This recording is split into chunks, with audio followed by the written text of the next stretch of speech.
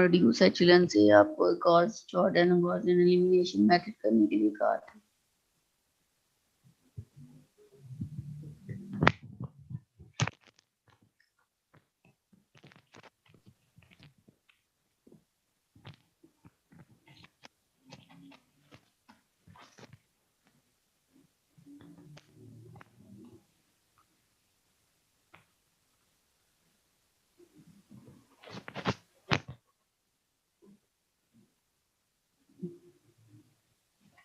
Okay good Saika.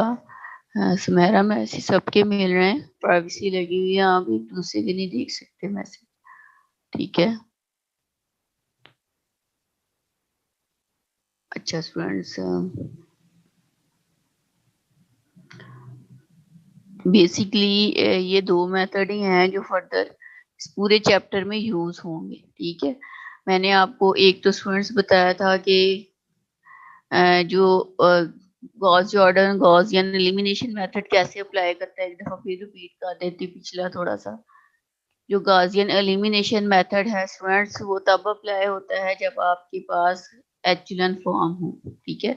एचलन form हो तो आप गॉसियन एलिमिनेशन मेथड अप्लाई करते हैं। इस तरह की बातें छोटे छोटे नोट करके, नोट की हेडिंग दे के लिख लिया करें एक साइड पे। अच्छा, दूसरी बात जो मैंने स्टूडेंट्स आपको बताई थी, वो ये बताई थी कि जो गॉस जॉर्डन मेथड है वो तब अप्लाई होता है जब हमारे पास रिड्यूस एचलन फॉर्म, जब हमारे पास रिड्यूस एचलन फॉर्म हो, ठीक है।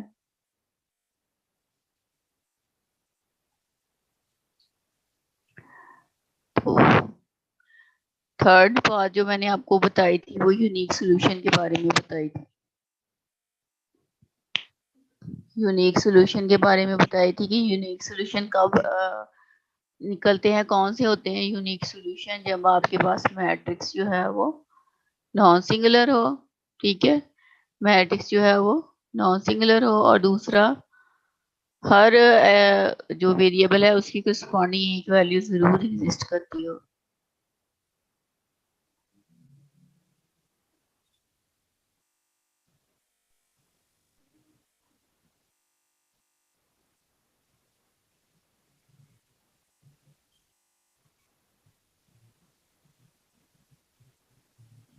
ये तीन बातें मैंने बताई थी, ठीक है।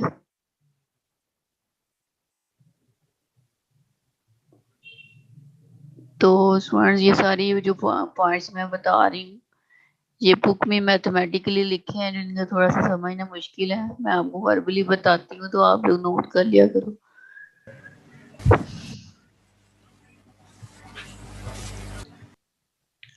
अच्छा स्टूडेंट्स, फर्दर सेकंड से ऑनवर्ड क्वेश्चन करते हैं।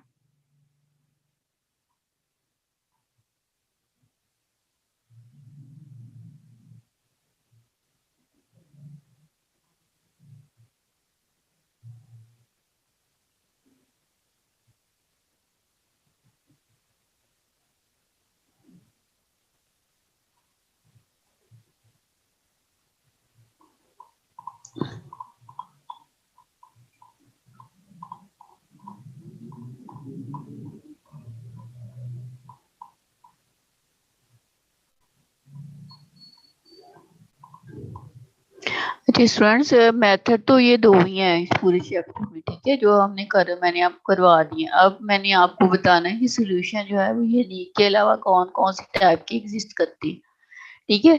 जो गॉसियन एलिमिनेशन मेथड है और जो गॉस जॉर्डन मेथड है वो बेसिकली कैलकुलेट करने का तरीका है, सिस्टम को कैलकुलेट करने का, एक्स वाई जी कैलकुलेट करने का तरीका है, ठीक है। जो सोल्यूशन निकालने का तरीका है, तो जो सोल्यूशन होते हैं फर्दर इन तरीकों से जो सोल्यूशन निकलते हैं वो 5 तरह के होते हैं, ठीक है। वो 5 तरह के होते हैं। तो एक तो उनमें से यूनिक सॉल्यूशन होते हैं जो उनका मैंने आपको लास्ट टाइम बताया भी था, ठीक है। और बाकी और कौन कौन सी टाइप के होते हैं ये मैं आज आपको बता रही हूँ।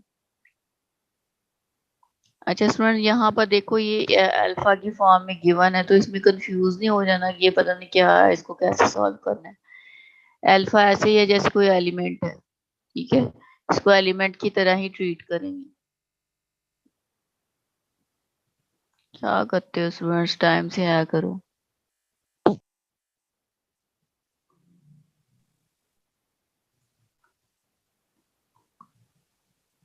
अच्छा, ये आपके पास है सॉल्यूशंस अल्फा की फॉर्म में, ठीक है। तो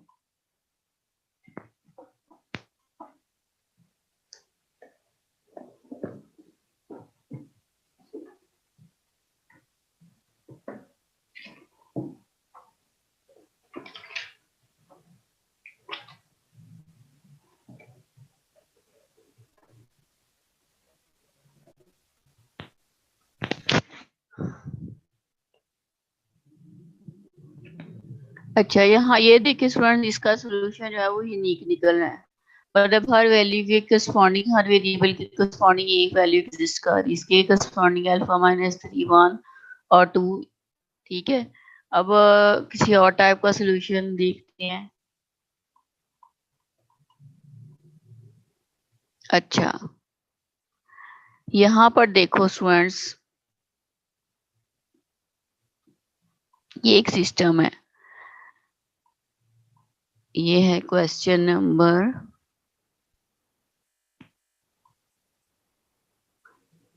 3 है ये। ठीक है, फोकस हो सब लोग स्क्रीन पे। ये दूसरे टाइप का सोल्यूशन निकाल रहे हैं। आपके पास ये सिस्टम है इन 5 वेरिएबल। कितने वेरिएबल्स में सिस्टम है? इन 5 वेरिएबल्स। ठीक है, इसको कैलकुलेट करने के लिए अगर तो आपको कहा जाए कि गॉस जॉर्डन मेथड अप्लाई करें तो गॉस जॉर्डन अप्लाई करेंगे, कहा जाए गॉसियन एलिमिनेशन मेथड अप्लाई करें तो गॉसियन एलिमिनेशन अप्लाई करेंगे।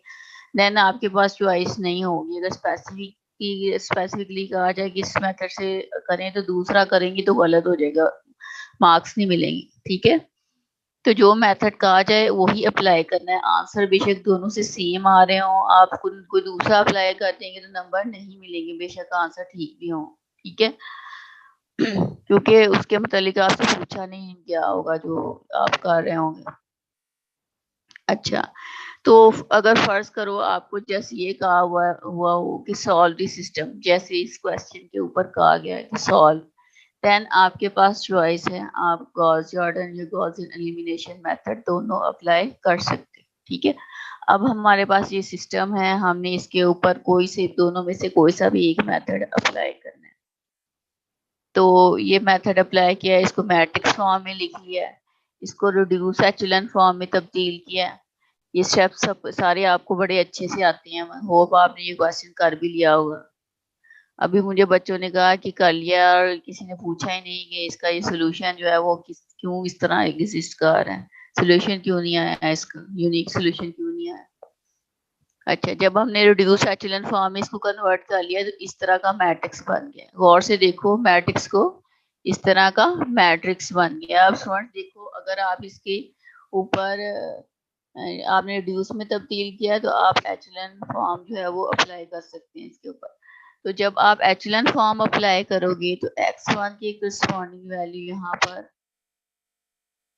x प्लस x5 के करस्पॉन्डिंग जो है वैल्यू जो है वो एग्जिस्ट कर रही है 1/5। ठीक है, यहाँ पर स्टूडेंट्स, और अगर हम इसको सॉल्व करो, सॉरी 1/2 है, 1/2। ठीक है, और अगर इसको करो तो x2 plus x5 3x5 is equal to 1/2। ठीक है, इसी तरह से इसको करोगे तो x3 minus 3x5 is equal to 1/2। x4 minus 2x3, sorry x4 minus 2x5 is equal to 1/2। ठीक है, यहाँ पे नीचे किया भी होगा। ये देखो, ये बनाई है इक्वेशन। जबकि स्टूडेंट्स याद करो, जब मैंने लास्ट टाइम आपको करवाया था, जो रिड्यूस एचेलॉन फॉर्म होती थी उसमें क्या होता था, एक स्पेसिफिक वैल्यू आ जाती थी एक वेरिएबल की, x1 की, x2 की, x3, किसी की हर एक की एक सेपरेट वैल्यू आ जाती थी। लेकिन यहाँ पर नहीं आई। क्यों नहीं आई? क्योंकि स्टूडेंट ये पिवट है फर्स्ट, इस रो का पहला एलिमेंट, ठीक है, जबकि ये जो है पिवट नहीं है। तो जब आपने रिड्यूस एचेलॉन फॉर्म बनाई तो इसके ऊपर वाले भी जीरो नहीं किए, इसके ऊपर वाले भी जीरो आप लोगों ने नहीं किए, क्योंकि ये पिवट नहीं था। ठीक है, बात समझ में आ रही है? पिवट नहीं रहा आपने, इसलिए इसके ऊपर वाले जीरो नहीं किए। इसकी मैक्सिमम यही रिड्यूस एचेलॉन फॉर्म बन सकती थी। ठीक है, तो ये वाली टर्म जीरो हो भी नहीं सकती। ठीक एक्सक्यूज मी है, तो मैम, हाँ जी मैम पिवट क्या है, इसका क्या मतलब है? पिवट आपने पीछे कुछ नहीं पढ़ा? थर्ड चैप्टर नहीं पढ़ा आपने? मैम वो तो पढ़ा है, लेकिन इसका मतलब थोड़ा माइंड में नहीं है, इसलिए पूछा। पिवट होता है फर्स्ट नॉन जीरो एलिमेंट, किसी भी रो का फर्स्ट नॉन जीरो एलिमेंट। ठीक है, इसका फर्स्ट नॉन जीरो एलिमेंट ये है 1। ठीक है, तो इसको पिवट बोलते हैं। तो मैंने आपको बताया था रिड्यूस एचेलॉन में पिवट के ऊपर और नीचे वाली सारी एंट्री जीरो होती है। ठीक है, लीडिंग एलिमेंट भी बोलते हैं इसको। तो स्टूडेंट्स, जब आपके पास इस तरह की सिचुएशन बन जाए, आपके पास जो ए का रैंक हो, ये जो स्टूडेंट इसमें दो तरह की मैट्रिक्स इसमें इन्वॉल्व है। गौर से देखो जरा, फोकस हो स्क्रीन पे। ये ए मैट्रिक्स है। ए मैट्रिक्स वो होगा जो कि जिसमें क्वालिटी की एक तरफ वाली टर्म्स इन्वॉल्व है। जैसे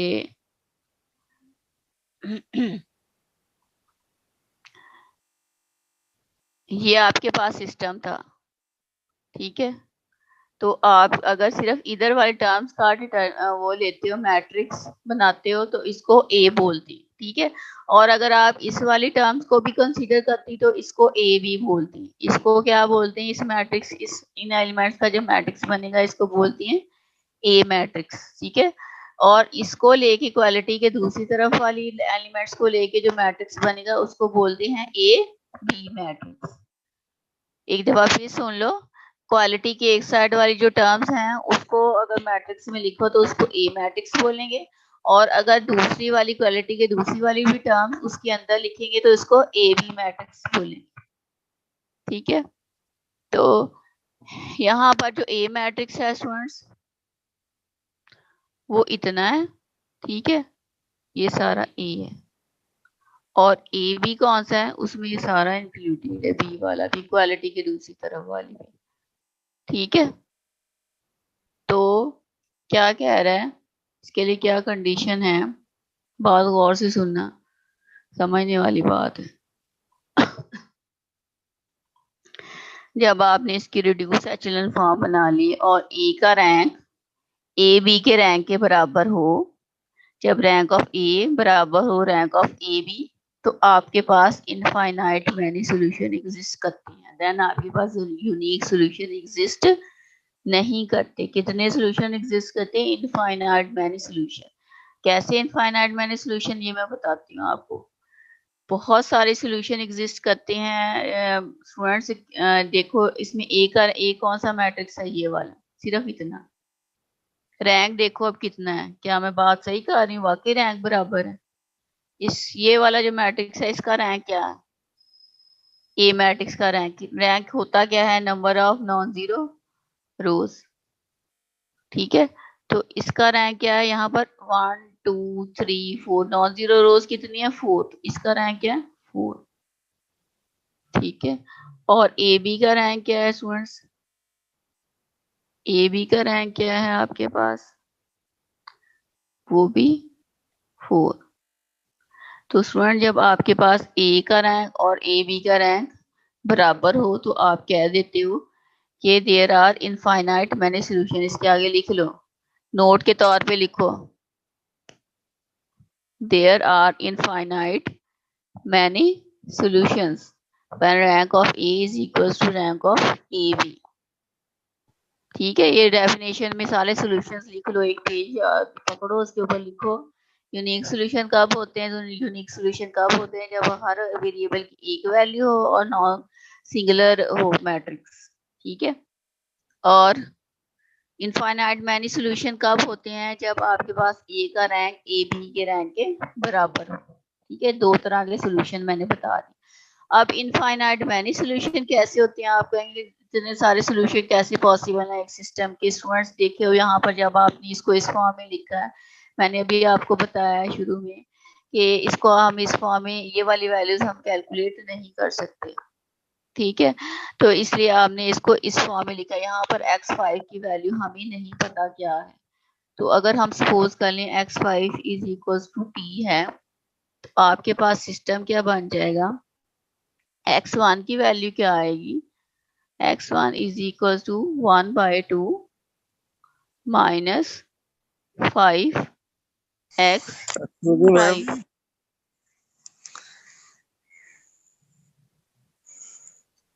1/2 माइनस 5t, ठीक है। और उसके बाद x2, हाँ जी बोलो। मैम एक मुसद्दक लड़का, उसके मैसेजेस आ रहे हैं कि वो कह रहा है कि मुझे ऐड कर लें। स्टूडेंट्स आप कंसर्न नहीं है लेक्चर के बारे में, और आपको मुसद्दक की पड़ी हुई है कि वो वेट कर रहे हैं। मैं बोल रही हूँ, कुछ शर्म करो। मैं लेक्चर डिलीवर कर रही हूँ और आप बात काट के, तो अपनी बात आपने जबरदस्ती बोली, हालांकि मैंने इग्नोर भी किया है। आप जो लेट कमर्स है उनको वेट करना पड़ता है फिर। आप चुप करके बैठो।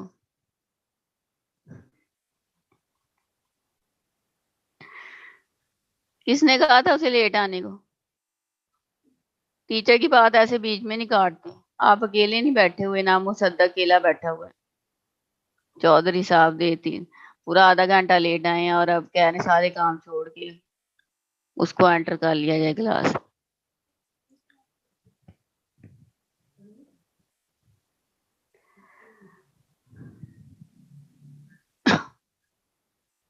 One by two minus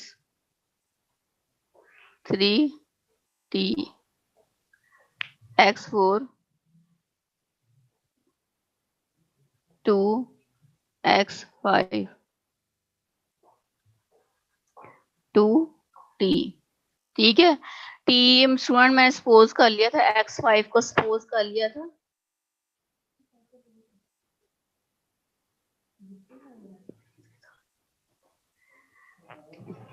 T जो है स्टूडेंट्स, इसमें हमने सपोज किया हुआ है टी कोई सा भी आर्बिट्रेरी नंबर। आप चाहे तो w सपोज कर लें, चाहे तो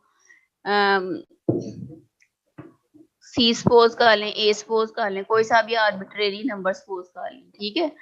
अब इनफाइनाइट मैनी सोल्यूशन क्यों है, क्योंकि टी हमें अननोन है। जैसे जैसे टी की वैल्यूज डिफरेंट होती जाएंगी, आपके पास सोल्यूशन भी डिफरेंट आते जाएंगे। फर्ज करो यहाँ t2 पुट करते हो, तो यहाँ पर भी आप 2 पुट करोगे तो x1 की कोई वैल्यू आएगी। यहाँ पर 2 पुट करते हो x2 की कोई वैल्यू आएगी। यहाँ t की वैल्यू पुट करते हो तो x3 की वैल्यू आएगी। अगर x2 t की बजाय 3 पुट करते हो, 4 पुट करते हो, 5 पुट करते हो, तो डिफरेंट वैल्यूज आएंगी, ठीक है। इसलिए हमारे पास कोई स्पेसिफिक सोल्यूशन नहीं है, ठीक है। We have infinite many solution, हमारे पास बहुत सारे सोल्यूशन है यहाँ पर, क्योंकि टी हमें अननोन है। टी की बहुत सारी इनफाइनाइट मैनी वैल्यूज एग्जिस्ट करती हैं, ठीक है। तो दो तरह के सोल्यूशन बताए मैंने आपको। एक यूनिक सोल्यूशन, यूनिक सोल्यूशन कब होता है, जब हर वेरिएबल के करस्पॉन्डिंग एक यूनिक वैल्यू एग्जिस्ट करती हो, और सेकेंडली मैट्रिक्स जो है वो नॉन सिंगुलर हो, ठीक है। दूसरा मैंने आपको बताया infinite many solution. Infinite many solution कब होते हैं, जब रैंक ऑफ ए बराबर हो रैंक ऑफ ए बी, ए का रैंक बराबर हो ए बी के रैंक, ठीक है। तो हम क्या करते हैं, एक वेरिएबल को कोई लेबल दे देते हैं। आप ऐसे भी लिखा रहने देंगे जैसे यहाँ पर लिखा है, इन लोगों ने नेम नहीं दिया तो भी गलत नहीं है, ठीक है। ये देखो यहाँ पर ऐसे वैल्यूज निकाली हुई है, x5 को x5 ही रहने दिया, लेकिन बुक में कई जगह पे t को इसको लेबल किया हुआ है। तो x5 की जैसे जैसे वैल्यू एग्जिस्ट करेंगे x1 x2 की, उस लिहाज से वैल्यूज आती जाएंगी। हाँ जी स्टूडेंट्स, इधर तक क्लियर है। अब एंटर कर ही दूं मुसद्दक को, मुसीबत डाली हुई है।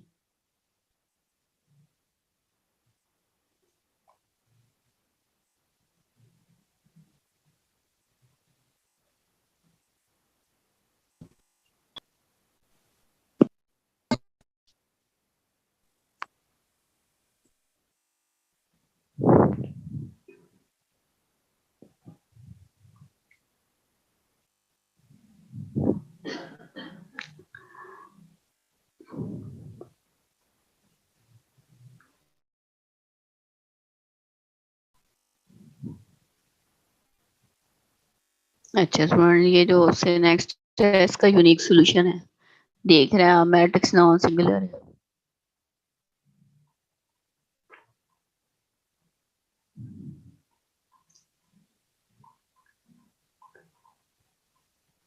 इसका भी यूनिक सॉल्यूशन है, मैट्रिक्स जो है वो नॉन सिंगुलर है।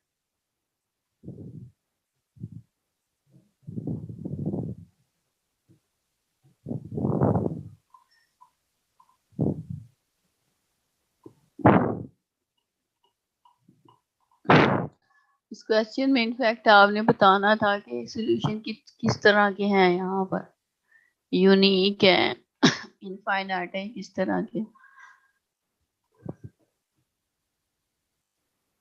अच्छा, ये देखो जरा, ये क्वेश्चन भी एक देखने वाला है। क्वेश्चन नंबर 7 देखो, आपके पास ये सिस्टम था, आपने इसको मैट्रिक्स फॉर्म में लिख लिया इस तरह से, रो ऑपरेशंस किए हैं, आपने इसको एचेलॉन फॉर्म में तब्दील किया। ठीक है, यहाँ पर स्वर्ण अब देखो,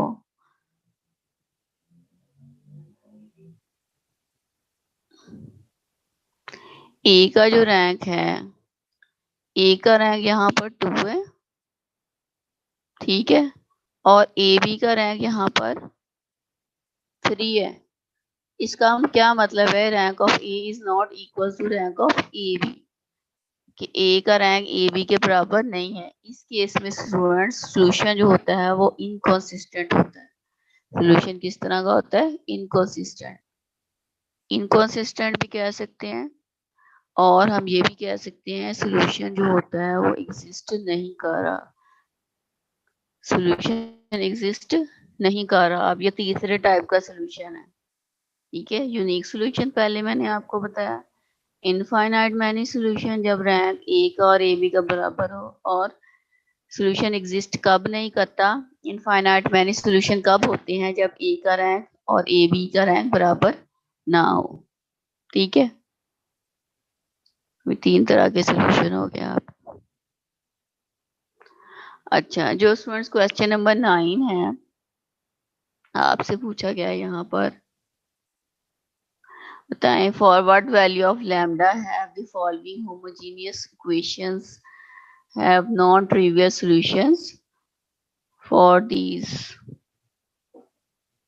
सॉल्यूशंस। ठीक है, आपको क्वेश्चन इस तरह से गिवन है, आपसे ये पूछा गया है कि नॉन ट्रिवियल सॉल्यूशन कब एग्जिस्ट करेगा इन क्वेश्चंस में। अच्छा स्टूडेंट्स, नॉन ट्रिवियल सॉल्यूशन कब, इसके लिए आपको पता होना चाहिए।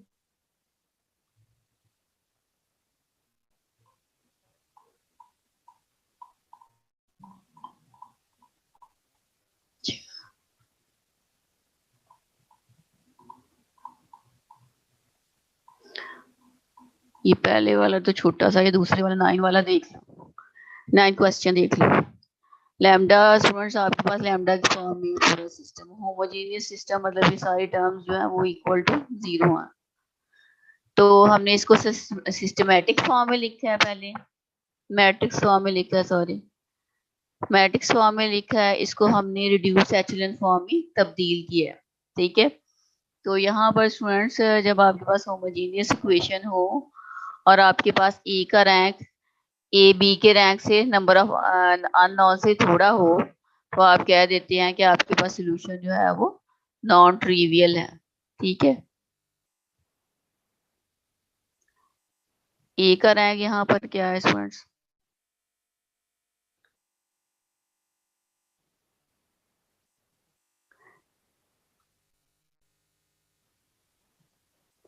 थ्री।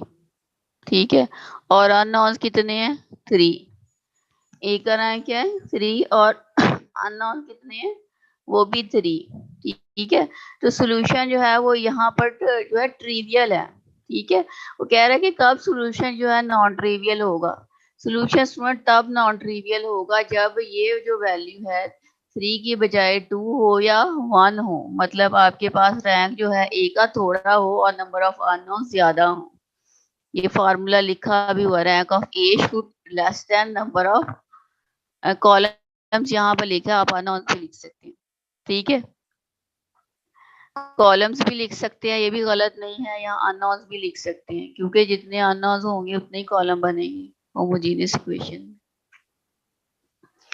तो यहाँ पर स्टूडेंट की क्या कंडीशन होगी, अगर आपके पास मैट्रिक्स का रैंक जो है वो 3 से थोड़ा हो, तो देन आप कह सकते हो कि सॉल्यूशन जो है वो नॉन ट्रिवियल। और 3 से थोड़ा कब होगा स्टूडेंट, जब ये वाली पूरी टर्म इक्वल टू 0 हो जाएगी, जब इस पूरे का रैंक 2 होगा, ठीक है, 3 से छोटा होगा, मतलब ये वाली पूरी टर्म इक्वल टू 0 हो जाएगी। तो उन्होंने यही कंडीशन ही पूछी हुई थी, उन्होंने बताया था स्टूडेंट के सोल्यूशन जो है वो नॉन ट्रिवियल है, आपने निकालना नहीं, उन्होंने बताया था, ठीक है। तो आपसे कंडीशन पूछी गई थी कि क्या कंडीशन होगी जब सोल्यूशन जो है वो नॉन ट्रिवियल होगा। तो स्टूडेंट्स अगर ये टोटली इक्वल टू 0 हो जाए तो सोल्यूशन जो होगा वो नॉन ट्रिवियल होगा, ठीक है। इसको इक्वल टू 0 क्यों करना है, क्योंकि हमने रैंक थोड़ा करना है ए का नंबर ऑफ अननोन से, और रैंक थोड़ा तभी होगा जब ये पूरा टोटली इक्वल टू 0 हो जाए, ठीक है। तो ये कंडीशन थी जिसके तहत सॉल्यूशन जो है वो नॉन ट्रिवियल है, ठीक है। इसको सॉल्व कर लेंगे, यहाँ पर लैम्डा की वैल्यू कैलकुलेट कर ली बाय क्वाड्रेटिक इक्वेशन, आप लोगों ने मैट्रिक में भी की हुई है क्वाड्रेटिक इक्वेशन और इंटर में भी। इसको फैक्टराइजेशन मेथड से सॉल्व कर लिया और लैम्डा की वैल्यू आ गई 1 और 4। ये फर्दर स्टूडेंट्स ने लैम्डा पुट भी कर लिया, लैम्डा 1 पुट करके देखा है और लैम्डा 2 पुट करके देखा है, और जो सिस्टम थे उनको कैलकुलेट कर लिया, ठीक है। तो कितनी तरह के सॉल्यूशन हो गए, अब 4 तरह के सॉल्यूशन हो गए। यूनिक सॉल्यूशन, उसके बाद कौन सा था, इनफाइनाइट मैनी सॉल्यूशन, जब आपके पास ए का रैंक ए बी के बराबर हो। इनकंसिस्टेंट सॉल्यूशन, जब ए का रैंक ए बी के बराबर ना हो। नॉन ट्रिवियल सॉल्यूशन, जब rank of a when rank of A is less than number of unknown और number of columns in case of homogeneous equation, ठीक है। तो ये 4 तरह के सॉल्यूशंस हो गए। अच्छा, तो ट्रिवियल स्टूडेंट्स कब होगा, ये नॉन ट्रिवियल की बात की थी मैं, ट्रिवियल कब कब होगा, जब ए का रैंक बराबर होगा नंबर ऑफ अननोन्स। तो ये सारी बातें जो है इकट्ठी आपको मिलेंगी नहीं कहीं से भी, इसलिए इसको नोट कर लो, ये आपको पता होंगे तो ये आप क्वेश्चन कर पाएंगे। अच्छा, ये देखो यहाँ पर एक और क्वेश्चन है 12 क्वेश्चन, इसका भी सोल्यूशन जो है वो इनफाइनाइट मैनी सोल्यूशन आ रहे हैं यहाँ पर।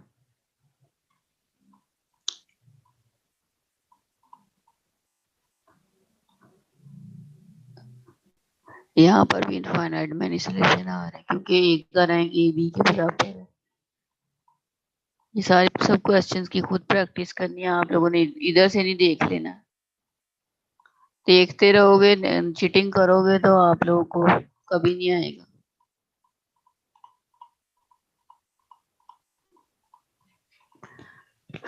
जो स्टूडेंट्स क्वेश्चन नंबर 20 है, उसमें पूछा है कि show that the system is inconsistent if C is not equals to 2a minus 3b।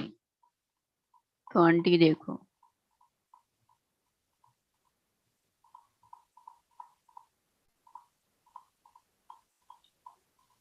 Inconsistent solution के बारे में मैंने आपको क्या बताया कि जब ए का रैंक ए बी के बराबर ना हो, तो आपने उन्हीं लाइंस पे इसको सॉल्व करना है जैसे हम रिड्यूस एचलन में करते हैं।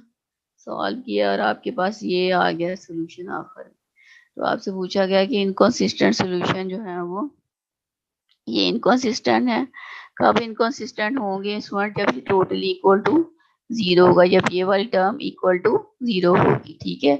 अभी तो देखो ए का रैंक और ए बी का रैंक बराबर ही है, तो आप इसको इनकंसिस्टेंट नहीं कह सकते, ये कंसिस्टेंट है। तो इनकंसिस्टेंट कब होगा, जब ए का और ए बी का रैंक बराबर ना हो, और बराबर रैंक कब नहीं होगा, कब होगा, सॉरी कब नहीं होगा, जब ये वाली पूरी term equal to not equal to 0 होगी, ठीक है, जब ये पूरी टर्म नॉट इक्वल टू 0 होगी। तो जब हम इसे सिंप्लीफाई करेंगे तो c is not equal to 2a minus 3b, तो इस कंडीशन के तहत जो है सोल्यूशन जो है वो इनकंसिस्टेंट है। तो स्टूडेंट्स क्वेश्चन नंबर 20 तक आप लोगों ने करके रखनी है इस वीकेंड पे। आगे फर्दर वर्ड प्रॉब्लम है, इसमें जस्ट इक्वेशंस बनाने वाला प्रोसीजर है थोड़ा सा करने वाला, बाकी सारे मेथड तो आने ही अप्लाई होंगे। इंशाल्लाह नेक्स्ट लेक्चर में करवाऊंगी आपको। फिलहाल आपने इस वीकेंड पे 20 क्वेश्चन तक कंप्लीट करके रखनी है, ठीक है।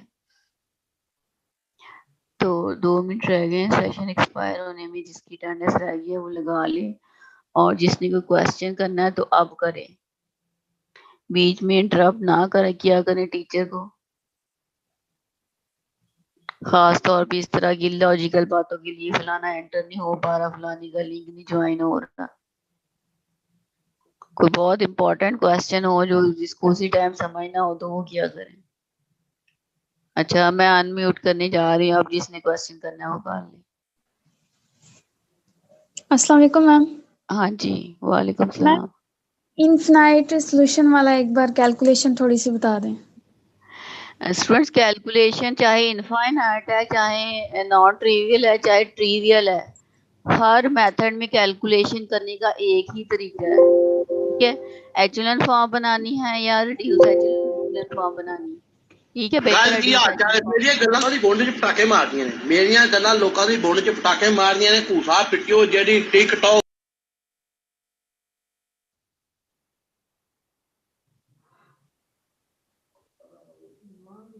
ਬਾਦ ਆਓ ਗਸ਼ਤੀ ਦੀ ਬੱਚਿਓ, ਤੁਹਾਡੇ ਖਾਨਦਾਨ ਦੇ ਵਿੱਚ ਮੈਂ ਮੁੱਤਣਾ ਭੈਣ ਕੇ ਲੋੜੇ, ਤੁਹਾਡੇ ਮਾਂ ਪਿਓ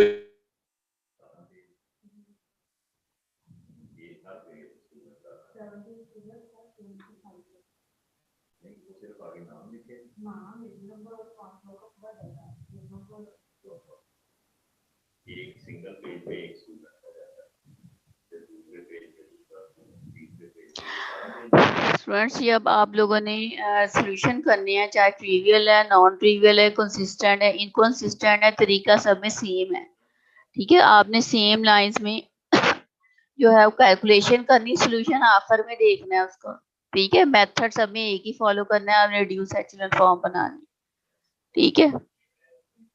हाँ जी, और कोई क्वेश्चन करना तो टेक्स्ट में करें। नहीं, वो मैंने पिछले वीक का कहा था कि ऐसे आप लिख के दे, ठीक है। तो वो तो अभी तक बना नहीं अपना ऐसे ही मैंने कहा है अपना इस सेमेस्टर में ये दें आप, मैंने भी अपना कर रहा है। प्रीवियस सॉल्यूशन तब होता है स्टूडेंट्स जब ए का रैंक बराबर हो नंबर ऑफ अननोन से, जब ए का रैंक बराबर हो नंबर ऑफ अननोन से, नंबर ऑफ अननोन और नंबर ऑफ कॉलम्स, ठीक है। कॉलम्स की तादाद के बराबर या अननोन के बराबर हो ए का रैंक, देन आप कह सकते हैं कि सॉल्यूशन जो है वो ट्रिवियल है। अगर कम हो ए का